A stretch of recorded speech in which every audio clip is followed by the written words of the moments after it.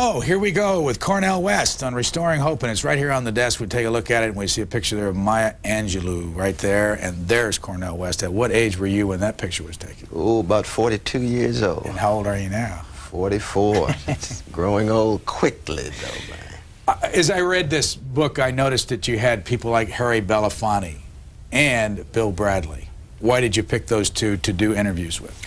Well, we wanted figures who would speak with their own unique voices on hope in the black community, in particular, and hope in America. And of course, Bill Bradley has been so eloquent, so insightful when it comes to issues both of race and democracy as well as international issues. And Harry Belafonte is just in a class of his own in terms not only of his artistry, but also of his activism. Where'd you find him? So. Well, we just called him up right there in New York. And he and I had worked together with Marian Wright Edelman in Tennessee for the Children's Defense Fund, and so we had spent some quality time together. But I want to say this, though, Brian, one, that your contribution to high-quality public conversation is unique, and your integrity and dignity above the fray has made a real contribution. I think many, many listeners would want that to be said, and it's so true, and I just wanted to take time to say that, though. I know we've never met, but this is very important for you to know, because we're in a very difficult situation in this country in terms of mediating all of the different conflicting voices. And it's rare to have someone who can mediate it with such respect and civility. Thank you. When you go out and speak to an all-white audience, what's the reception to you, which in your speaking style is rather direct? Yes, it's been actually quite good, because one, of course, you never approach an audience in the spirit of self-righteousness. You have to be self-critical, self-corrective. In that sense, there's a certain intellectual humility. So you're speaking with people, many of whom you disagree. That's fine. The world's a complex place, but you're still very, very clear in terms of what your vision is and what your arguments are. But you have to listen. You have to be open in that regard. And so I've enjoyed actually going into deeply conservative areas. You know, I go to Republican Indiana, for example, and we have a wonderful time together. We may not in the end agree with one another, but we've learned something from one another, and that's democracy in action. That's dialogue, and that's what it's all about. Sacramento? Sacramento. How long did you live there? Oh, when was it? From 4 to 17, 13 wonderful years in Glen Elder and in Southland Park Drive. Princeton, master's and PhD in what subject? Near Eastern Languages and Literature, Hebrew and Aramaic, undergraduate and graduate in philosophy at Princeton. That was a great moment in history of Princeton University in philosophy. Carl Hempel and Peter Bernasser, and Paul Bernasser is my good friend, and Tim Scanlon and Tom Nagel and Carl Hempel, and Thomas Kuhn was there too, and of course Walter Kaufman, his own unique self. It was a great moment, actually. You know, this week we've covered the discussions of the President's Race Commission, John Hope Franklin, and one of the things that came out of that was the conservatives complaining that affirmative action was not discussed and people like Ward Connolly were not included. Do you think it's wise for the President not to include these people in these discussions? No, you've got to have a all-inclusive discussion. There's no doubt about that. I think the wisdom of John Hope Franklin, who of course is probably the most distinguished historian of black America, one of the distinguished intellectuals of our time, that they have various hearings, and at particular hearings they have subject matter. So if the subject matter is those who are preoccupied and deeply concerned with diversity, then it's true that the Ward Connollys and others have not made diversity a major concern. They're much more concerned with merit, and whatever happens based on merit. If you end up with one law student at the at the law school at Berkeley, it's fine. So I can see John Hope Franklin saying, well, if we're going to focus on diversity, racial diversity, then I'm going to accent those voices that are concerned with diversity. If they have a debate on merit, then I'm sure the conservatives would have to be there because they've got something to say about merit. So I think we have to be much more open-minded when it comes to the judgments of a John Hope Franklin. I think that he's got an integrity that's worth affirming. We're not working with a good script this morning, and maybe you can help us, but there's a story, and maybe our New Jersey caller can tell us, out of Piscataway about a deal was struck overnight regarding this affirmative action case that was supposed to go to the Supreme Court involving, I think, a white teacher. Right. Did you hear the results of this? Oh, I don't know, but I tell you, I hope that that is the case, because I was frightened that this particular case would serve as the basis of a major ruling of the Supreme Court. So it would be wise to settle it before it gets there from your perspective? Absolutely right, because the issues are so much more complex, and this particular case lends itself for the kind of decision that would send ramifications across the board. Let's take a call. Basking Ridge, New Jersey. Go ahead, please. You're on the air. Hey, Dr. West. Yes, how you doing, Aaron? Good. It's a pleasure talking to you, and to you, Brian. Morning.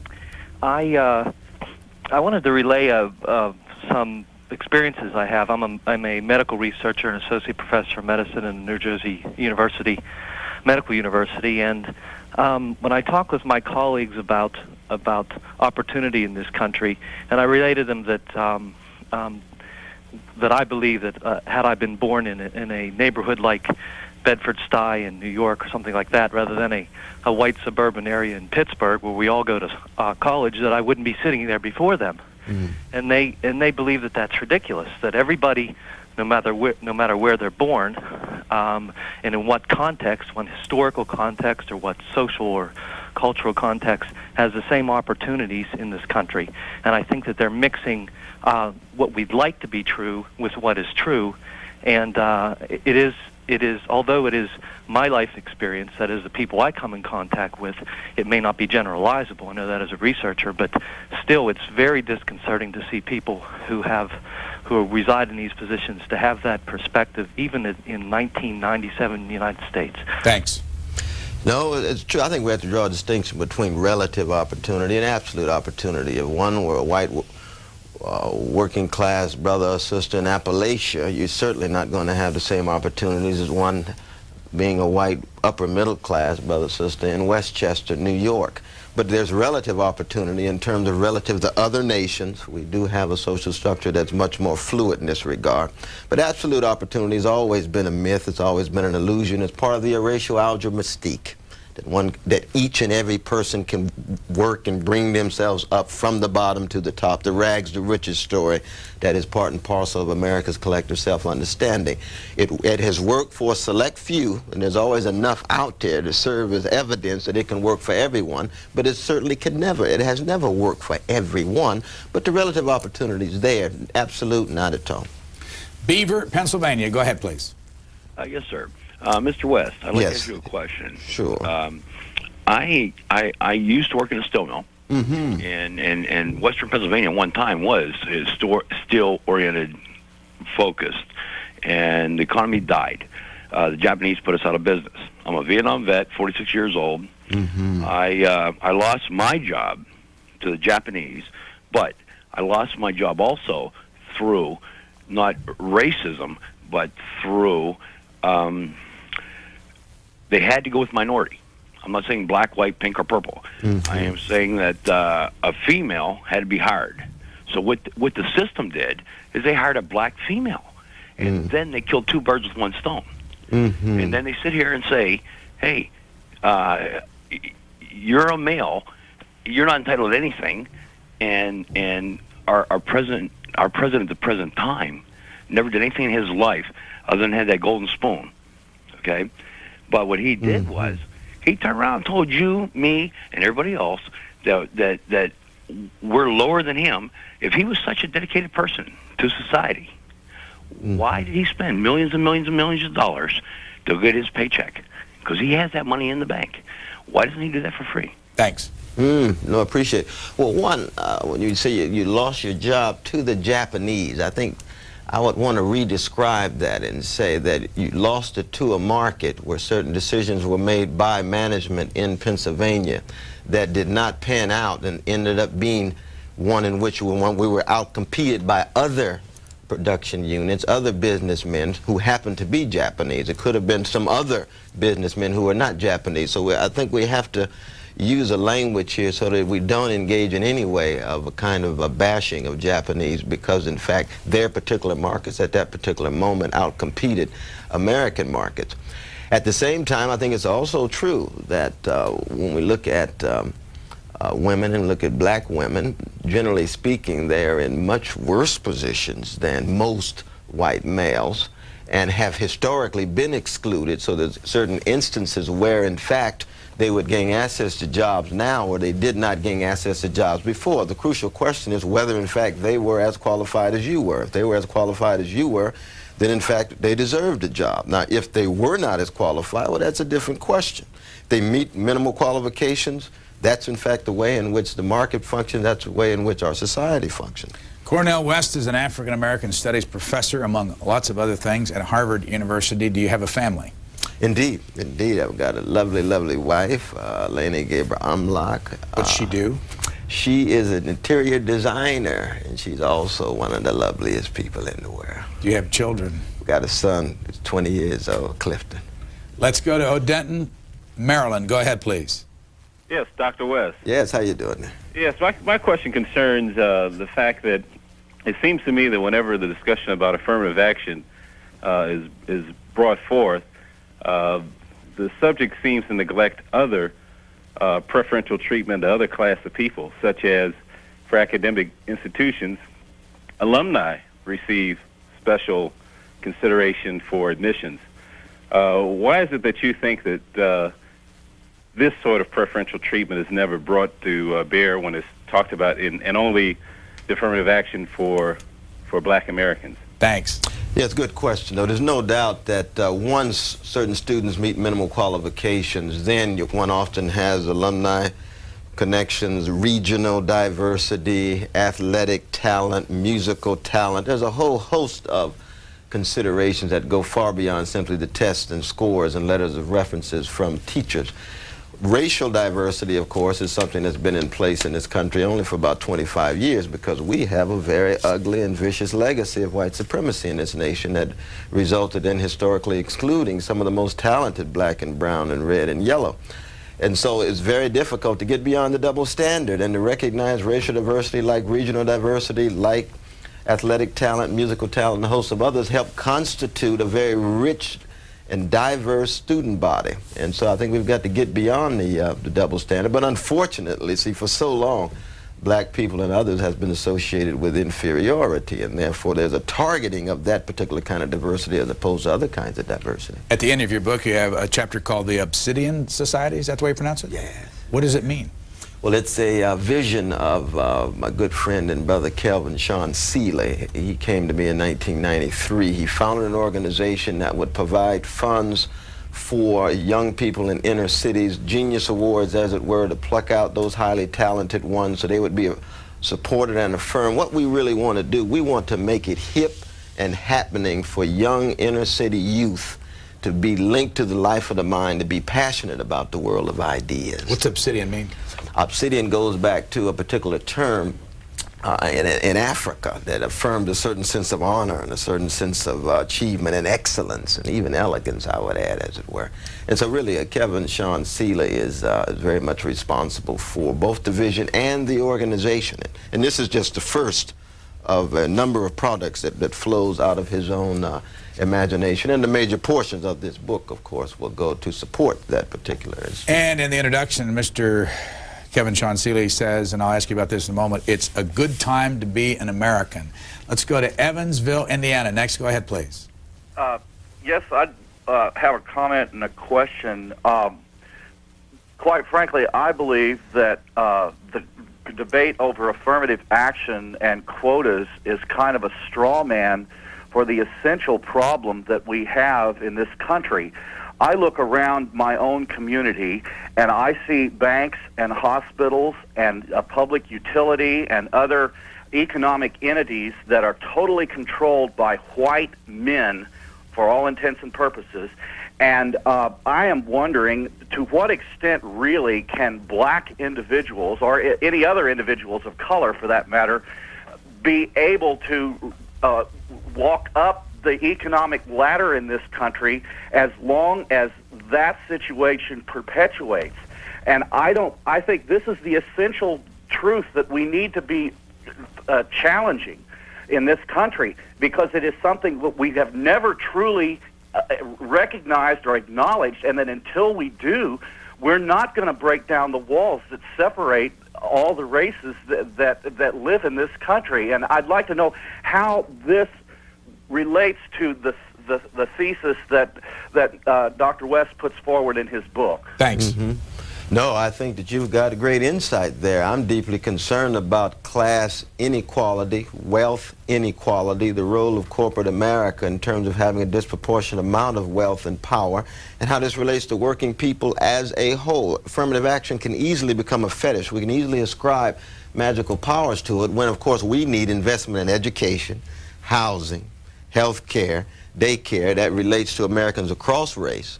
And it has to do with how we, in fact, empower working people. And to talk about those particular owners of these major industries is to talk, in fact, about the nature of our capitalist society and the way in which the oligarchic, plutocratic, and to some degree pigmentocratic character of our corporate structure still needs serious democratic accountability. So I in fact, agree with that. And it raises, I think, the fundamental question, which is how do we, in fact, ensure that we have rights and liberties protected on the one hand, but we also have jobs with a decent wage, adequate health care, adequate daycare, adequate housing, and ultimately some sense of a democratic community as a nation. Here's what the cover of the book looks like, called Restoring Hope, and inside there are 9 interviews with 9 different Americans about what? About being black in America? About hope. About hope? About hope. We're really wrestling with the kind of despair and disillusionment that lurks beneath all of the triumphalism of the records that made now the stock market and Wall Street and the budget balancing deals here in Washington. I think when you look beneath that, Americans are still very restless and they're very disenchanted in terms of the political system, the moneyed interest in our polity, and the erosion of the systems of caring and nurturing, the vicious attack on parenting, which of course is the ultimate non-market activity of caring and nurturing young people, and the states of minds and souls of young people across race. Let's go to New York City next for Cornel West. Go ahead, please. Good morning. How you doing this morning? Fine. Dr. West, I'm an admirer of yours and to C-SPAN. My question is about personal responsibility. In my community in Harlem, I can't walk the streets without hearing somebody who looks like me call somebody who looks like me the N-word. My question is, if we accept the use of the word by our people, why is it that we continue to be so offended when other people do the same thing? Carl, let me ask you a couple questions. Where in Harlem do you live? In New York City, 139th Street. 139th Street. I've always wanted to ask the same question he asked, and I'll ask the caller this. As you know, if a white person used the N-word, there'd be an immediate conclusion. Why is it, in your opinion, that blacks can call each other that name, and what do they mean by it when they do that? Well, my belief is that our people are still suffering from the psychological damage inflicted upon us by the cruel experiences of slavery and systematic racism. And I believe that the bottom line is that that experience allows us, or at least it gives us the behavior that we see in our communities now. My belief strongly is that many of our people use that word because many of our people subconsciously, as a form of the indoctrination we've had with slavery and racism, actually believe some of the things reflective of that word. Have you ever used it? When I was a young child, but as I grew up, I understood what it meant, and I stopped using it. What do you do for a living? Well, I have a foundation now that is attempting to do something about the use of this word. Can you tell us what the name of it is, foundation? Peacemaker One Foundation. Okay, thanks. Wonderful title. Wonderful title. Peacemaker One? Peacemaker One, yeah. But I think it cuts both ways, though, in this sense, that on the one hand, there's no doubt black people have been hated, despised, feared in this society, and therefore we tend to internalize the self-hatred and self-loathing. But on the other hand, certain terms can be appropriated and become terms of endearment. You think, for example, the gay brothers who were once called queer and never wanted to be called queer, but now they appropriate that term in a positive way to try to subvert it and to squeeze out all of its ugliness and use within the context of endearment, even though for straights to call them queer, that's one thing, to call each other queer is something else. And oppressed people always engage in that kind of reversal of terms. Now, I'm like the reader, I don't like the use of the term generally speaking, but I never want to downplay the creative imagination of oppressed peoples, no matter who they are. What does the word mean if a black person uses it against a black person? Well, in the context, it can easily mean, you know, you're my partner, you're my companion, you're my nigger, you see. Whereas for, in fact, for white brothers and sisters to use it, outside of that circle of endearment, there's that long history of slavery, lynching, rape of black women, and so forth and so on. So it is multi-contextual. It shifts from one context to the next. Unfortunately, when it shifts in the black context, sometimes, maybe oftentimes, it's still a reflection of self-hatred. I think that's what this brother's getting at, and I wish him well in his foundation. Any help I can be, I'm quite open to supporting it. How many professors has Henry Louis Gates stolen from America's universities to head up the black studies? Yeah, Brother Skip Gates, Professor Gates, he's quite a visionary institution builder, and we're still at it. We're still looking at so many high-quality scholars of all colors. How many do you have now? We've got now about 7 just in the Afro-American Studies department, let alone connected to other departments. At Harvard? Right, at Harvard. Chester, Montana, go ahead, please. Yes, I'd just like to ask, well, it's about this moniker of African American, and that always disturbs me because I just don't understand. I mean, Africa had slavery, and they say that it still has slavery in some of the northern parts, but as the tribes fought amongst each other, they made slaves out of each other, and so I don't understand why you... And plus, they sold you to us. What bothers you about it, caller? Does it bother you when you hear people refer themselves as African Americans? Well, it just disturbs me as a patriot in that way. Well, what would be the appropriate term, you think, though, brother? Oh, I have no idea. Just American. You know, I don't know. I just, this African studies bit, it just seems out of line. Let me ask you a couple of questions. When you hear somebody in a university that has a European studies program, does that bother you? Well, if they have if they have a study, but I don't know anybody who goes around saying, I'm a European American. I'm from Germany. Well, my great-granddad came from Germany, but I mean, I don't consider myself a German American. I'm just a patriot out here in the lonely state of Montana. All right, thanks. Oh, yeah. No, because I mean, Irish American, Italian American, one hears it all the time, but of course the history of black people attempting to be full-fledged Americans is a very protracted one. It's been very difficult. If you've been enslaved by Americans, then there is some difference between your experience in America and the experience of German Americans. And there's some way of signifying that difference. It was called colored, Negro, black, African-American, Afro-American. Is some way of signifying that difference, as it were. I think the day in which black people consider themselves full-fledged citizens treated equally as well as kindly like anyone else, the possibilities of using the term American would loom large. I want you to think about this. We'll take a call, but I want you to think back at when was the most recent time when you were personally exhilarated about something positive happening that you thought was to the benefit of the relationships between the races. Just think of some specific event, which I'll ask you in a minute. Atlanta, Georgia, go ahead, please. You're on the air with Cornel West. Yes, Dr. West. It's a pleasure talking to you today. Yes, how you doing, Emily?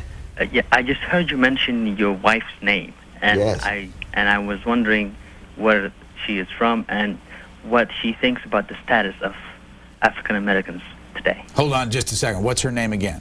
Elena Gabriel Amlak. She's from beloved Ethiopia, the grand country and civilization in East Africa, from Addis Ababa. Yes, where are you from, sir? And I happen to be Ethiopian, too. That's why I got the name. Yes, no, we've got the Ethiopian connection this morning.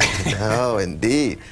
No, we'd have to bring Eleni on Washington Journal here and ask her what she thinks. In our own discussions, of course, she has very amiable relations with black Americans. At the same time, she's an immigrant, of course. She came here voluntarily. When? She came in 1980, trying to escape the dictatorial and treacherous regime of Mengistu. Yes, sir. And she was glad to get here. At the same time, when she arrived, she recognized that she was in a very different world. America doesn't have the sense of community. America doesn't have the gentleness that Ethiopian culture has. America doesn't have the sense of connectedness that Ethiopian culture has, and she missed that. At the same time, she has, of course, relative opportunities here. She worked very, very hard, and she's moved up the ladder, and I was blessed to meet her. Caller, when did you come? I came from Addis, from Ethiopia, back in 1990 for advanced studies for college. How come you've got such good English? Oh, it's just a matter of adapting, I guess. Are you going to stay here? Yes, I am doing my graduate studies here. Okay, thanks. You had to come to Cambridge. Thanks a lot for calling. All right, what about that positive moment where you felt that things were going in the right direction? I think it was the other day. I was at a high school and I saw young people. There's been so many myths about Generation X and been so many illusions and even lies told about the younger generation not being able to relate. And the quality of interaction between the black and white and red and brown students was something that's rarely accented in the press. But in my talk, it was very clear that there had been a history of interaction here that was very rich. Member of the high school? Yeah. Where? Yes, this was in right in Boston. Indianapolis, you're next. Yes. Good morning. Good morning. How are you? Fine. Welcome. How you doing? I'm doing pretty good. I just happened to be home working on some stuff, and I saw your show, and just extremely encouraged about everything that I hear. I guess the main thing, one of my main concerns is when I think about affirmative action. You know, I've been through the college thing. I've lost a job. I've done all the basic things that people do, and I had the opportunity. However, I don't feel daunted. I just think it just happens to everyone. Those types of things, I think it's your response to how you go about living your life. I've had the opportunity, though, to be able to work with an early childhood education, and I firmly believe that's where we need to be. We don't place much value on it. Oftentimes, the people have the opportunity to put their children in that arena. It's often just viewed as a daycare situation, when in reality, you have the best opportunity to bolster confidence, give expectations before they have a bunch of muck and mire and words and everybody else's opinion about themselves. And as far as being a black American, I think that the best thing that we could possibly do, and I know this sounds just absolutely trite, and we hear it all the time, but we rarely do anything about it, is really having personal ownership. If, regardless what the circumstances are, and there is prejudice, there's no question that there is, but what one deems about themselves and how they handle those circumstances as a group of people is really how we respond. Thanks, caller. No, I would agree. I think the best thing that black people have always tried to do is preserve their own sense of self and dignity, and at the same time attempted to come together and work with others to try to ensure equal opportunity for all. And I think we also have to acknowledge the degree to which the job situation, especially a certain kind of job shrinkage in regard to certain kind of strata, a certain slice of jobs, which intensifies competition and makes this issue of affirmative action a much more controversial one. There's no accident that Republicans, for example, from Bob Dole to Pete Wilson and others, supported affirmative action in the 80s. This was a moment in which jobs were expanding to such a degree that there was a kind of consensus, and this was a response to the degree to which that historic exclusion and discrimination was undeniable. Even given all the talk about job creation, there's a certain kind of job shrinkage within the professional managerial ranks that intensifies this debate because there are not as many slots as there once were, and therefore more and more persons are trying to get in. And hence you end up, I think, actually scapegoating the most vulnerable rather than confronting the most powerful. We have this story here from the Associated Press. Using money from civil rights groups, the Piscataway School Board agreed to settle an affirmative action dispute that was expected to yield one of the most important U.S. Supreme Court rulings on the issue in years. Civil rights advocates feared the High Court's ruling could have meant a dramatic reduction in the widespread use of racial and gender-based preferences in the workplace. The nation's highest court has grown increasingly hostile in recent years to race-based policies, no matter how benign their intent. The school board's surprise 5-3 vote came before a sparse crowd late Thursday night. The Star Ledger of Newark York reported today. One more paragraph. The Black Leadership Forum, a confederation of leading civil rights organizations, agreed to pay 70% of the $433,500 settlement. School board members said the outside help persuaded them to drop their case. The newspaper reported the Supreme Court was scheduled to hear arguments in the case January 14th and issue a ruling by July. No, I think it's a good move. It's a good move because, as we mentioned before, it's very dangerous to use that particular case as a basis of making such a broad, sweeping decision from Supreme Court, especially as Supreme Court is now constituted. Let's go to Pompey, New York. Go ahead, please. Professor West, I certainly respect your statement that all blacks came to the United States as slaves, but I'm going to submit to you that not only blacks came as slaves, but whites also came as slaves. My forebears were English, and in England, if you took a loaf of bread or stole anything, you had a choice, either be hung or exported to the colonies. Many chose to be hung. The Irish came because their food ran out. Many Germans came because they didn't want to serve under the Tsar. Nobody came here rich. Everybody came, and they got minimal jobs, sweatshops. The garment district was legend. Jewish people came, worked 14, 16 hours a day. Sure. If they became ill or sick, nobody took care of them. As a slave, they did take care of the slaves because that was property, and that's an onerous situation. But we all came with an onerous situation. And I think, frankly, these thoughts that because of slavery, you're behind, I think that is holding black people back. I think this is one of the biggest detriments you have. I don't like Mr. Farrakhan much, but I do respect his statement that everybody has to take care of themselves because no one else is going to do it. Don't you think that this type of attitude, rather than we're all slaves, that's why we're failing, is a better way to help the black race? No, I appreciate your statement, although I don't agree. I think, one, we have to recognize that historically black people have always said we have to fall back on ourselves, be self-reliant, self-developing, and self-determining, and so forth. And secondly, we do have to draw a distinction between different kind of onerous conditions. To be a black slave meant that your slavery was inheritable and perpetual, and it was for 244 years. For the white brothers and sisters who came to America as indentured servants, they always had an option of manumission. You could pay your way out because your slavery was not inheritable. Your children were not born slaves in that regard. There's a big difference. When you have 244 years of perpetual inheritable slavery versus slaves who could buy their way out or whose children had an opportunity to no longer be slaves, you're still in a very different situation. It doesn't mean that you are scot-free. It doesn't mean that you have some access to wealth, but it's a very different perception, and similarly so in terms of Jim Crow and Jane Crow. But no respectable black person argues that it's simply slavery that holds black people back. No, not at all.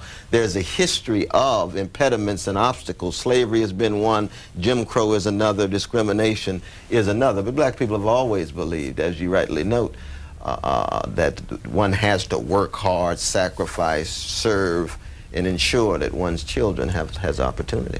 Have you and your wife ever discussed whether or not black Africans, Ethiopians, are treated differently in this country than African Americans or people born here? Oh, sure. Are they? Sure.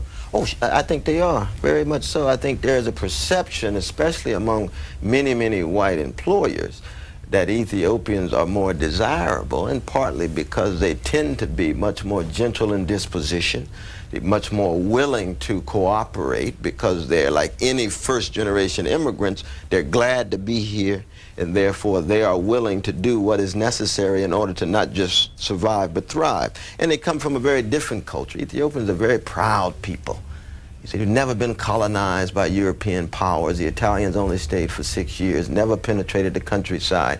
So it's never been subjugated to a white supremacist power, and that creates a very different sense of the world. Our guest is, excuse me, Cornel West is our guest here on the C-SPAN Washington Journal on this Friday morning. He has a new book out called Restoring Hope. 9 conversations with 9 individuals about the future of America, and we have a call from New York City. Go ahead, please. Hi, good morning, Mr. West. Yes, how are you doing this morning? I'm fine, thank you. I hope I can articulate my question. I'm very concerned about what I see as an eliminationist mindset developing in this country similar to what existed in Germany prior to Nazism. I see, a rise in executions because of the death penalty, huge increases in imprisonment of blacks and Hispanics, the deportation of immigrants increasing. And it appears as if we have the mechanisms in place and that we do have an eliminationist mindset in America right now. I'm concerned if the type of leadership comes along that activates and motivates this mindset that we could really see mass extermination of African Americans and Hispanics. Thanks, caller. You see any of that yourself? Well, those are dangerous thoughts, and we know that humankind, being who we are, we're quite bestial, and by bestial, we're actually being unfair to the beasts, since actually human beings are more cruel to one another than beasts actually are. They kill each other based on food and fight for territory, whereas oftentimes we take a pleasure in the cruelty itself. When you look at the way what the Turks did to the Armenians and what Germans did to Jews and so forth, one has to ponder these questions. One just hopes that there's always some democratic mechanisms in place that could serve as countervailing forces against the possibility of moving in that direction. When you look at the levels of incarceration of black and brown, this drive now toward the death penalty and capital punishment that tends to be disproportionately black and brown victims, when one looks at the decrepit state of public education for so many young inner city youth, disproportionately black and brown, it leads one to this kind of paranoia, as it were. But one hopes that we don't go down that road and that we're not too far down that road now. Another call from Harlem this morning. Good morning. Good morning. I have a question I'd like to present to your panel guest, Mr. West. My questions are of three different areas. One is the repeated statement made by so many well-educated black folks back then that there are more white people on welfare than black people. That's a challenge that I want to get it. That's one. The second one is this idea of what they call preparation being preferred against the arguments of affirmative action. That's two. And the third one would, of course, be the confusion that the answers to the first two, having never been clearly presented to the people, has caused to happen and exist today. Thanks, caller. Well, you make very important points. There's so many myths that are out there, and it has to do with stereotypes. It has to do with negative images of people of color, in particular black people. You're absolutely right. There's always been more white brothers and sisters on welfare than black, even though welfare had been so racialized and associated with black people. At the same time, it's also true that to talk about preferences makes it look as if black people are being preferred solely because they are black and hence unqualified, given the history of relating blackness to inferiority, whereas affirmative action historically was about ensuring that everyone who meets minimal qualifications are part of a pool, and from that pool they are then chosen. So no unqualified persons are to be chosen. But that is not the way in which affirmative action is viewed, and that's not the way in which people understand preference. For Cornel West, Ringo, Louisiana, you're next. Hey, how y'all doing this morning? Hey, how you doing? I just wanted to comment on the American family, and it bothers me when people turn it into a race issue. You just mentioned that there are more white people on welfare, and I will agree with you 100%. But if you look at a percentage of a race, and statistics that I've heard is African Americans make up about 15% of the population, I think it's the failure of the American family that's the biggest problem facing black America, rather than discrimination, which I will admit exists. But I think that the single-parent family, unmarried teenage pregnancies, drugs, and basically the failure of the family. Thanks, caller. Let's use that as an opportunity for you to talk about your next book. Yeah, well, that's a very, very important question, and I appreciate the brother asking. No, Sylvia Ann Hewlett and I just finished a book entitled The War Against Parents, and it has to do with this most precious activity, which is a non-market activity of parenting, of caring and nurturing for children. And there's been an attack on parenting, but it's not simply a matter of the parents themselves. Parents still love their kids, but they're dealing with the business onslaught, governmental policy, as well as popular culture.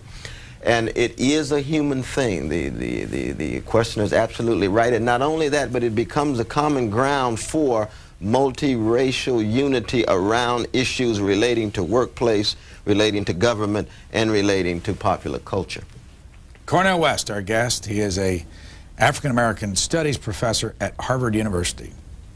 We've got just a couple minutes. I want to show our audience on the screen that the Republican Governors Association meeting in Miami is running late. They're trying to get the governors to take their seats. There are 32 Republican governors. About 20-some are there at this meeting in Miami. We might point out to you that later on this morning we'll go to the White House Live. President Clinton receives the first annual Robin Paris Award. That's Shimon Peres, and Vice President Gore will be there, and Leah Rabin. The Association of State Democratic Chairs live meeting will also cover in Miami Beach from 1 to 3 this afternoon. The Hispanic Council on International Relations meeting as we speak over on C-SPAN 2 live if you want to join that. But before we go to this meeting, and that's Governor Branstad we had there on the screen just a moment ago. There he is. He's the chairman of this group, and we'll kick it off. Let me read this and get a final comment from our guest. This is from Donald Donahue, a medical doctor in Koloa, Kauai, Hawaii. And it says, just a few moments ago, I heard a caller say that if he had not been brought up in a comfortable white neighborhood, he would not be an assistant professor of medicine today. He certainly has a right to say anything to his students, but this is only partially true, and he should be more careful saying it to students who look to him for the truth. I was brought up in foster homes and an orphanage, mostly in the Mexican barrio, where I became an honorary member of the Mexican gang. My education began when I found I could afford the bus ride to a public library. I worked my way through high school, college, medical school, and residency, and retired a full professor of medicine. It just took a lot more work than if I had had advantages. This message, one of hope and closer to reality, and is closer to reality. Now let me read it again. This message, one of hope and closer to reality in the U.S., is what a dedicated teacher should present to his students. What your caller said merely added to the growing attitude of victimization that failure is always someone else's fault. I'm sorry it took so long, but there's the Dr. Donahue's facts. No, I can accept the statement. There's always extraordinary and exceptional individuals who will succeed over against the odds, but most human beings are not as exceptional and extraordinary as this brother here. Therefore, we can both accept the story, stay true to the facts, but also acknowledge there has to be some supports in place for most persons who can actually then use those supports as launching pads. That's in no way to succumb to any notion of oneself as victim. It's simply to acknowledge that some people are more extraordinary than others. We have to ensure there's opportunity across the board so we can all be able to live lives of decency and dignity in this nation. The Republican group's going to hear from Congressman Peter Hoekstra here in this first opening session, talking about education. Before we throw to this conference, I want to ask you about this statement by your introducer to this book, your friend Kelvin Sean Seeley. And I asked this earlier, do you agree with it is a good time to be an American? That's an interesting, yeah, for Kevin, he's young, he's first generation immigrant too from the Caribbean. I think he can say that much stronger than I can. I think that is a bad time to be an American. No, it's not a bad time. It's good to be human. It's good to be alive. But I think America's in some very dark and difficult times right now, and therefore one would hope that maybe 20, 30 years from now.